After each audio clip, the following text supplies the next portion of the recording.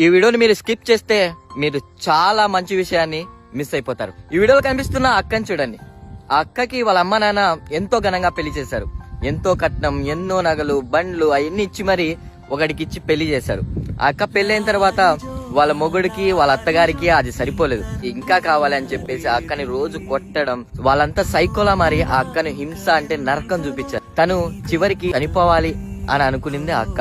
కానీ అంతలోపు ఆ విషయం వాళ్ళ అమ్మ నాన్నకు తెలిసింది. నువ్వెందుకమ్మా చనిపోవడం అని చెప్పేసి ఈ సృష్టిలో ఎవ్వరు చేయని అంత గొప్ప పని వాళ్ళ అమ్మ నాన్న చేశారు. అదేంటో తెలుసా?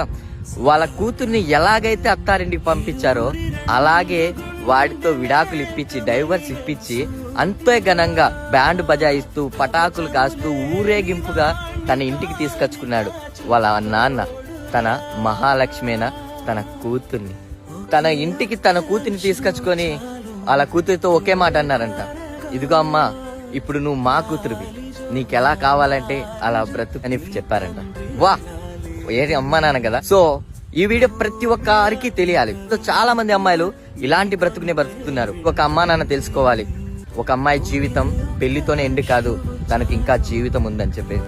ఈ అమ్మా నాన్నకి మనం మరి కామెంట్ బాక్స్ లో లవ్ హార్ట్స్ పెట్టకపోతే తప్పు మందే కదా. ఇంకేం చూస్తున్నారు? కామెంట్ బాక్స్ లో వీళ్ళకి 2 లవ్ హార్ట్స్ పెట్టి వెళ్ళండి.